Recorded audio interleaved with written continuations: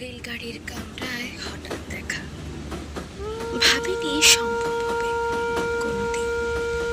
আগে ওকে বারবার দেখেছি লাল রঙের শাড়িতে ডালিম ফুলের মতন রাঙা, আজ পরেছে কালো রেশমের কাপড়, আঁচল তুলেছে মাথায়।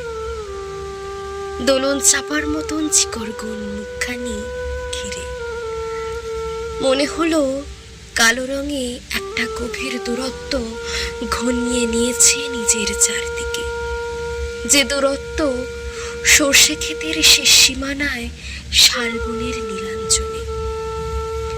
থমকে গেল আমার সমস্ত মনটা। চেনা লোককে দেখলেম অচেনায়ের গাম্ভীর্যে।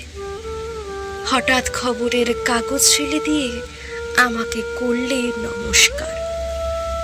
সমাজবিধির পথ গেল খুলে, আলাপ করলেম শুরু।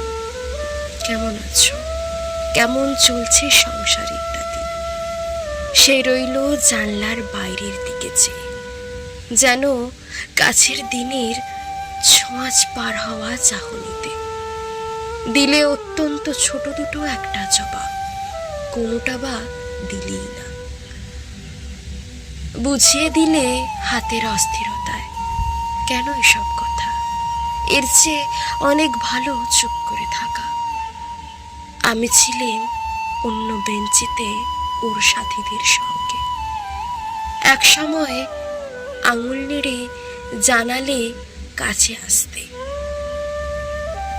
মনে হলো কম সাহস নয়, বসলুম ওরা এক বেঞ্চিতে।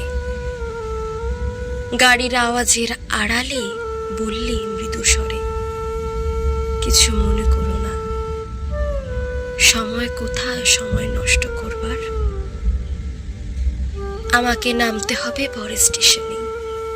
দূরে যাবে তুমি, দেখা হবে না আর কোনোদিনই। তাই যে প্রশ্নটার জবাব এত কাল থেমে আছে, শুনবো তোমার মুখে। সত্য করে বলবে তো? আমি বললাম, বলবো। বাইরের দিকের আকাশের দিকে তাকিয়ে শুধলো, আমাদের গেছে যে দিন, একেবারেই কি গেছে, কিছুই কি নেই বাকি। একটুকু রইলেম চুপ করে, তারপর বললেন, রাতের সব তারাই আছে দিনের আলোর গভীরে। খটকা লাগলো, কি জানি বানিয়ে বললেম না নাকি। ও বলল, থাক এখন যাও ওদিকে। সবাই নেমে গেল পরের স্টেশনে, আমি চললেম